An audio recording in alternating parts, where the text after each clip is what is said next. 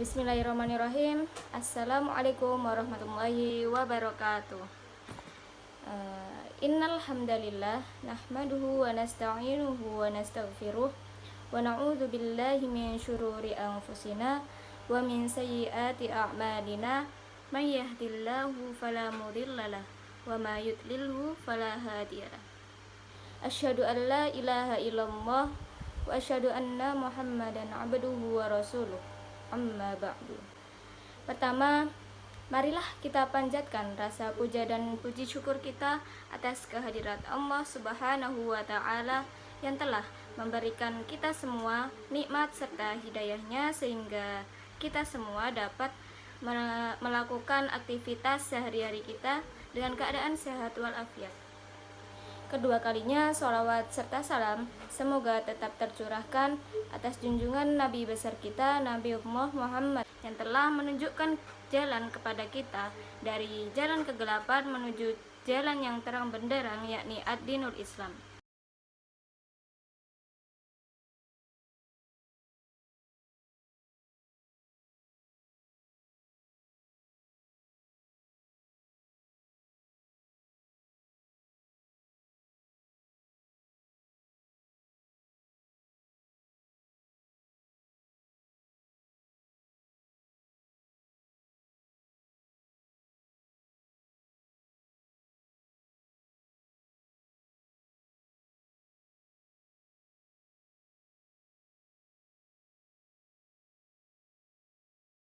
Logistik dakwah tidak membahayakan secara langsung maupun tidak langsung. Artinya di sini logistik dakwah atau kegiatan dakwah tersebut tidak membahayakan atau tidak merusak iman atau jiwa seseorang ataupun harta benda ataupun akal dan lain sebagainya. Yang ketiga, logistik dakwah tidak mencemari lingkungan apalagi merusaknya. Di sini maksudnya tempat yang ditempati untuk kegiatan dakwah tersebut itu tidak merusak lingkungan sekitarnya. Tidak merusak lingkungan sekitarnya itu maksudnya setelah digunakan untuk kegiatan dakwah, tempat tersebut harus bersih, harus aman, terhindar dari kericuhan atau yang lain sebagainya. Maka dari itu dalam logistik dakwah juga membutuhkan satpam, cleaning service ataupun yang sebagainya untuk tidak rusaknya suatu lingkungan yang dipakai untuk kegiatan dakwah tersebut. Yang keempat, yaitu logistik dakwah tidak merusak moral dan tidak melanggar norma masyarakat atau norma hukum yang berlaku. Di sini maksudnya adalah bahwa logistik dakwah atau kegiatan dakwah tersebut itu tidak mengandung unsur-unsur yang bertolak belakang dengan norma masyarakat, dengan hukum yang berlaku dalam negara kita, seperti tidak adanya unsur pornografi, seperti tidak adanya kericuhan atau kerusuhan dalam kegiatan tersebut, dan lain sebagainya. Yang selanjutnya adalah memiliki nilai guna. Di sini maksudnya adalah yaitu kegiatan dakwah tersebut memiliki manfaat bagi mitra dakwah atau pendengar dakwah yang ada di suatu lingkungan tersebut. Dan jika terdapat suatu kerusakan atau terdapat sarana atau prasarana yang tidak layak untuk dipakai, maka disarankan atau disunahkan alat-alat tersebut tidak dipakai pada acara dakwah tersebut. Menuju pembahasan yang kedua, yaitu pengadaan logistik dakwah.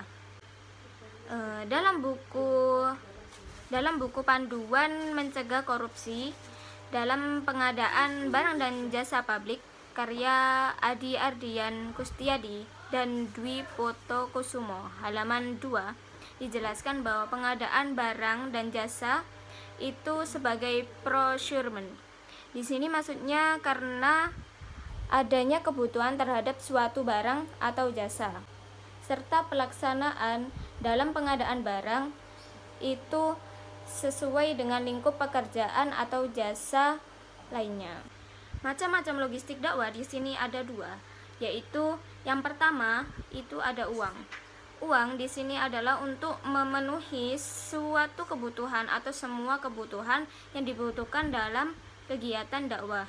Seperti dalam pengajian rutin dibutuhkan konsumsi, dibutuhkan untuk transport dai, dibutuhkan untuk uang sewa alat, sewa sound system atau pengeras suara dan lain sebagainya. Yang kedua ada barang. Barang di sini yaitu untuk sebagai sarana dalam kegiatan dakwah tersebut. Seperti tikar atau kursi ataupun lampu dan lain sebagainya, itu termasuk dalam kategori barang. Agar tercapai sebuah tujuan dakwah tersebut yang menyeru kepada kebaikan dan mencegah kepada yang mungkar, Allah Subhanahu wa taala berfirman dalam surat At-Taubah ayat 71 yang bunyinya Bismillahirrahmanirrahim.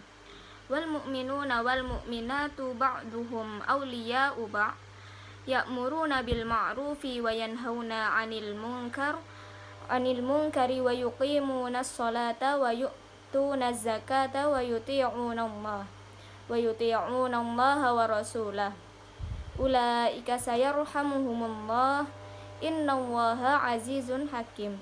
Yang artinya, dan orang-orang yang beriman, lelaki dan perempuan, sebagian mereka adalah menjadi penolong bagi sebagian orang yang lain. Mereka menyuruh atau mengerjakan kepada yang ma'ruf, mencegah dari yang mungkar, mendirikan sholat, menunaikan zakat, dan mereka taat kepada Allah dan Rasul-Nya. Mereka itu akan diberi rahmat oleh Allah. Sesungguhnya Allah Maha Perkasa lagi Maha Bijaksana. Yang selanjutnya adalah tujuan dakwah. Secara khusus dibedakan menjadi beberapa segi, yaitu yang pertama, dari segi mitra atau pendengar dakwah terdiri dari 4 tujuan, yaitu tujuan perseorangan, tujuan bagi keluarga, tujuan bagi masyarakat, dan tujuan bagi seluruh umat manusia di seluruh dunia. Yang kedua, dari segi pesan, yaitu terdiri dari 2 tujuan, yaitu pertama tujuan akidah, yang kedua adalah tujuan hukum. Selanjutnya menuju ke poin yang ketiga, yaitu perawatan dan pemanfaatan logistik dakwah. Menurut buku Ilmu Dakwah karya Profesor Dr. Muhammad Ali Aziz, dipandang dari sudut pandang perawatan, logistik dakwah terbagi menjadi 2, yaitu perawatan kuratif dan perawatan preventif. Perawatan kuratif adalah upaya merawat logistik dengan membenahinya bila ada suatu masalah. Yang kedua, perawatan preventif, yaitu upaya antisipatif atas sebuah benda atau barang dari kerusakan, kotoran, dan penyusutan. Yang terakhir, manfaat yang didapat dengan adanya logistik dakwah adalah yang pertama, sebagai alat untuk memenuhi kebutuhan sarana dan prasarana dalam berdakwah. Jadi, logistik dakwah sangat diperlukan dalam kegiatan dakwah, yaitu untuk memenuhi kebutuhan yang terdapat dalam suatu kegiatan dakwah tersebut. Yang kedua, dapat mendukung kegiatan dakwah yang dilakukan. Jadi, seperti yang pertama tadi, bahwa kegiatan dakwah itu membutuhkan suatu sarana prasarana, maka di sini logistik dakwah sangat diperlukan dalam kegiatan dakwah untuk mendukung kegiatan dakwah tersebut. Yang ketiga, yaitu memperlancar tercapainya tujuan dakwah. Tanpa adanya logistik dakwah, maka kegiatan dakwah tersebut tidak akan tercapai tujuannya atau tidak akan terlaksana dengan lancar. Karena dalam suatu kegiatan dakwah itu sangat membutuhkan adanya logistik dakwah. Dan yang terakhir yaitu melatih berorganisasi, bertanggung jawab, dan mengelola keuangan. Karena di dalam logistik dakwah juga terdapat suatu administrasi, suatu perencanaan untuk mencapai kegiatan dakwah tersebut. Terima kasih dari saya. Apabila ada kesalahan kata atau apapun itu, mohon dimaafkan. Nun wal qalami wa mayasturun. Wassalamualaikum warahmatullahi wabarakatuh.